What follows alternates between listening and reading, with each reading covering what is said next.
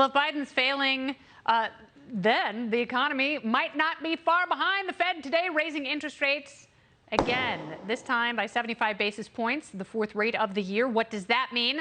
Well, in layman's terms, a person looking to buy a $400,000 house with a $10,000 down payment would get slapped with a $3,000, $3,000, I don't know, what am I talking about? It's a monthly mortgage that's too high for most people to pay right now. $200 higher than it was last month. What's it going to be next month? No one really knows. The Fed claims they're trying to rescue the economy, but many Americans told Fox News the recession is already here. Watch. Have you checked gas prices lately? Have you checked the interest rates? Absolutely, we're in a recession. Well, I think we're in a recession. The economy seems to be slowing down. We're not currently in a recession, and we possibly could be heading to one. I see how it's affecting my family, my friends, and the simple cost of goods going up. It's concerning. I believe we are in a recession. The leadership is very poor. If you can't afford things and you're buying less stuff, you personally are in a recession. If people believe that, that's how they will vote. And you can ask Fed Chair Jay Powell. He'll give you a completely different answer. Jay? I do not think the U.S. is currently in a recession. And the reason is there are just too many areas of the economy that are performing, too well. So if we're not heading into a recession, why hike interest rates? Let's get into it with tonight's party panel. We've got Washington Times opinion editor and Fox News contributor Charlie Hurt is back. We've got radio host, Democrat strategist, also a Fox News contributor in luscious hot pink, hotter than ever, Leslie Marshall. And we've got director of the Libertarian Institute and antiwar.com editorial director Scott Horton. Yes, yes, and a triple yes for all three of you. So they keep citing these economic metrics which show the economy is doing great. And they keep talking about the jobs numbers, but even Jerome Powell said the job market is unsustainably hot. That means that employers will continue to have to raise wages in order to attract workers, which will only raise prices further, which just makes inflation worse and the looming recession that much more certain, Charlie. Yeah, it's the only thing that's worse than paying $6 a gallon of gas for gasoline and getting a grocery bill for $500 is being told by the White House and other politicians and people like Jay Powell that, oh, no, we're not in a recession. Get over it. It's not that bad. It really is that bad. And I think you're so right to point out the issue of what it puts a family through in order to get a mortgage to buy a house. The super rich, the people that are paying all this money to the Democratic Party, they're not affected by this. No. But if you try to take out a mortgage to buy a home or to refinance your house to get some money to pay a tuition for your kid or something like that, you're paying monstrously more money, and people do feel it, and insulting them by telling them that it's not that bad is not a very effective strategy for going into an election. No, and mortgage rates are only going to go up. And when that happens, Leslie, it's not just mortgage rates. Borrowing any money is going to be so cost prohibitive, people won't be able to do it. And when they can't do that, they're not buying houses. They're not taking out construction loans. They're also not starting businesses. So none of this ends well. And you're also not able to sell your house. Yes, that's we are already seeing housing slowdowns, and applications for mortgages are down 6% just in the last couple months, Leslie. So how do you make things better? Well, not worrying about a label, because I would agree with you, Kennedy. It is a voter's perception, not necessarily the reality. You have economists that say we're in a recession. You have economists that say, hold on, don't be such pessimists. And then you have economists who say we're not there yet. So it depends on who you ask. But when you look at the American person, the voter, whether they're a Democrat or Republican or independent and don't want to affiliate with a party, they're feeling it. But then again, economists are also saying one of the reasons many of them are saying we're not yet in a recession, and some people may say it's just a label, but when you do see over 40 days of gas gas prices that have dropped, when you do see unemployment that continues to be low, and even though you talked about jobs and when we're seeing numbers coming out and squeaking out that improve, we do still have the problem with inflation. And that's exactly why the feds are increasing. They should have done a titration. That's what economists are saying, instead of hitting everybody like this. So Americans are feeling it even stronger because the feds have done it so aggressively and so quickly so many times in a short period. Yeah, but you can't treat the sickness if you don't diagnose the illness in the first place. And the Fed didn't do that. Jerome Powell didn't do that. Janet Yellen didn't do that. And now they're not going to admit that they were wrong. But, you know, unfortunately, Scott, we're seeing the ills of central banking play out in real time, and it will really hurt people because what they have to do is cool the economy down so people stop hiring, and, you know, then people lose their jobs and their homes and their life savings, and that is bad news. Yeah, that's absolutely right. You know, Ron Paul said over and over, people have got to learn Austrian school economics. And, you know, I have my own little libertarian institute, but really the best is Mises.org. That's MISES.org. And that's the home of the Austrian school economists who, like Ron Paul, explain that the recession is the correction from the period of artificial prosperity that's brought about by our inflationary monetary system. When they're raising the interest rates, forget denying there's a recession. They are trying to create a recession, yes. As you just said, Kennedy. They have to create a recession in order to essentially, they have to raise the interest rate so high that people stop taking out loans. Because it's not just the Fed that creates new money, it's the banks create new money every time they make a loan. So they have to essentially, like they did in the early 80s, late 70s and early 80s, force essentially a depression in order to get a hold of the inflation. And the problem is that they have to raise the interest rate so high to do that, that would absolutely break the federal budget because they can't pay the interest on the debt. So instead, we get the worst of both worlds. We have some interest rate hikes, but not enough to solve the inflation problem, but enough to crash some markets and enough to give us the worst of both worlds, an inflationary depression, which is how people lived the entire 1970s, and remember they called it the malaise of, you know, essentially just spinning our wheels for a decade. Yeah, and it was funny because Kamala Harris used that term in a speech just a few months ago, and it was like, lady, do you have no grasp of fairly recent history? All right, party panel, sticking around, much more to come in this show. This is a crazy story. The Biden administration today offering a trade with Russia for 2 Americans locked up in the commie country. Secretary of State Antony Blinken, Antony, go get me my weapons dealer, saying a deal has been in the work for weeks. Watch. In the coming days, I expect to speak with Russian Foreign Minister Lavrov for the first time since the war began. I plan to raise an issue that's a top priority for us: the release of Americans Paul Whelan and Brittany Griner, who've been wrongfully detained and must be allowed to come home. We put a substantial proposal on the table weeks ago to facilitate their release. Our governments have communicated repeatedly and directly on that proposal.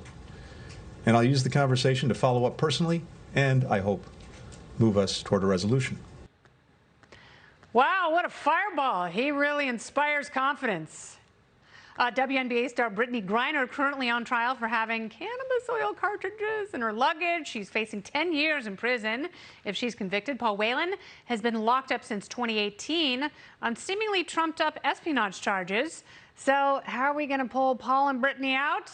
By trading them for one bad hombre, Victor Boot, the man nicknamed the Merchant of Death. He is currently serving a 25-year prison sentence in the U.S. for conspiring to kill Americans. Fun. I don't even think that's illegal anymore, at least not in New York City. Acquire and export anti-aircraft missiles. That's what he was doing, providing material support to terrorists. He's also inspired the Nicolas Cage character in the movie Lord of War. Oh, God. Nicolas Cage scares me now. All right, is this a good idea? The party panel is back. Charlie Hurt, Leslie Marshall, and Scott Horton.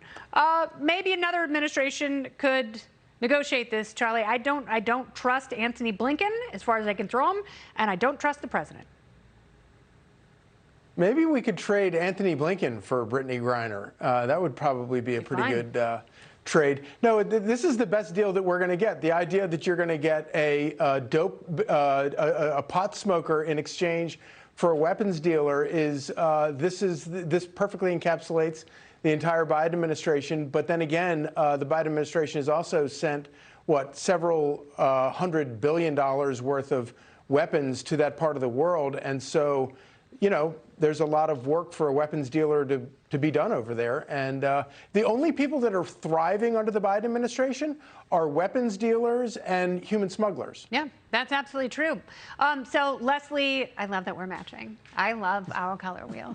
I feel like I'm in a hot pink sandwich. Yeah, you are. It's like a macaron. And we are the fuchsia. Yeah, a hot pink taco. That's okay, Charlie. Come on, man. The hell is going on with this show the last 2 days?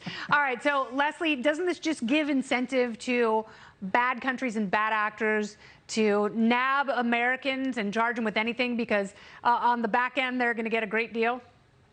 No, because whenever we do a prisoner swap like we did with Trevor Reed, we gave a Russian cocaine smuggler back. Remember, the people that we have from their countries are bad hombres, as you said, Kennedy. So whenever you're going to make a prisoner swap, we're going to end up turning over a bad guy. And we're getting 2 for 1. So some people would say this is a good deal and that we should go to whatever lengths we can to free Americans who have been wrongly convicted. Or, in the case, it's not necessarily a pot smoker if it's used for medicinal purposes. I think people look at it and view it quite differently. Should that person be in jail for 10 years? And if there are trumped up charges, as is claimed and alleged against Whelan, there was no espionage there. So, shouldn't we go to the lengths that we can get an American home? If it was my kid, I would say give him 10 traffickers. Can we pull up that picture again of the 3 of them, Whelan, Griner, and Boot? Because I really think that's Rob Schneider. I think that's Deuce Bigelow that we're getting, and I don't think that's the worst thing in the world. Scott, a little shocked to hear Antony Blinken admit, this is the first time that I'm talking with Sergei Lavrov since the war started. It's like, really? This is the first time with all those people dying and, people unable to eat because you can't get wheat and other food out of Ukraine? Were you disgusted by that? I'll tell you what. Yeah, absolutely. First of all, Rob Schneider's a libertarian. Shout out to Rob. Shout out. Good guy. But yes, it's absolutely the most scandalous thing in the world. 5.5 months that we've been fighting this proxy war. As your other guest said, the Biden government has dumped tens of billions of dollars worth of weapons into Ukraine to fight this proxy war with Russia. And they should have been negotiating from the very beginning to do everything they could to prevent this war, and then once it started, to negotiate its peaceful resolution. And Antony Blinken absolutely ought to be run out of power, and Joe Biden with him, and replaced by people who will seek peace there. And then the other thing that's very important here is, here they're negotiating this woman who's a cannabis convict, essentially. Well, can we get our State Department to negotiate with the Justice Department and the 50 states that have tens or hundreds of thousands of people locked up for possession or trading in cannabis, which is legal in virtually half the states? It's absolutely an atrocity. We lock people in cells the size of parking spaces for holding on to cannabis. I'm so glad you said that, because Weldon Angelos is going to be here in just a little bit to talk about the state of cannabis in Congress right now, and we're going to talk about freeing some people and expunging records. That was a great job teeing that up, Scott. He didn't even know. Speaking of Putin, a.k.a. Dr. Evil and his hairless cat, does anybody want $1 billion? The Mega Millions jackpot has surpassed the $1 billion mark for only the 3rd time in history. A new study from the UK says most people wouldn't even want that much money. The survey shows $10 million, considered to be the perfect amount of money to live an ideal life. Only a minority of respondents said they would want as much money as they could obtain. I'm in the minority. So what's your perfect bank balance? And why doesn't everyone want to live like Elon Musk? They are such zero-sum thinkers, Charlie. I'm disgusted by people like, ew, billionaire, blah, blah, blah. I think it'd be great. Yeah, but, like the song says, mo money, mo problems. That's right, I'll take them. I could not imagine wanting If I win $1 billion, I'll give half of it to you. How about that? Thank you, Charlie, and I hope you do, because we're going to play the tape before the magistrate, and I'm going to have just giant wheelbarrows full of Scrooge McDuck doubloons. So, Leslie, you are just about a billionaire. What is it like? Oh, wow, I wish. No, I'll take the money. I think it's interesting they polled the Brits. Poll the Americans. We'll take the cash. Exactly. You know, they'll be like $1 billion. That's not enough. Yeah, I'd want it. I mean, think about it. You could provide clean water and food to kids starving in this country and throughout the world, and I can get my beach house. Yes, you could have a big, beautiful beach house in Carbon Canyon. You could live next door to David Geffen. It would be fantastic. I bet he would be a great and really fun neighbor. So, Scott, I don't hate capitalism. I don't hate wealth, and I don't demonize those who are successful in this country. Are you going to tell me that you're a big commie and you don't want the money, Scott Horton? Oh, well, no, not exactly. I mean, first of all, you have to remember, if you win the $1 billion lottery, the IRS is going to take about half of that because they need that to spend on a bomb to drop on a Yemeni baby or to pay interest on the national debt to some foreign government sovereign bondholder or something like that. But with the money left over, I would buy a nice little piece of property, of course, take care of my friends and family, buy some property out in the hill country, build a skate park, and then I think I would donate the rest to antiwar.com and to bringourtroopshome.us. I think that's fantastic. But see, you know, all the people I know who talk about this, they dream big, not only the things they would want to live a wonderful, ideal life, which really doesn't revolve around stuff as much as you think it would, but they also talk about foundations and how individuals and their prosperity can make the world a better place, because human beings are ultimately good, and you have all shown that tonight. Charlie, Leslie, and Scott, thank you all. Thank you. Yeah, thanks. You're welcome.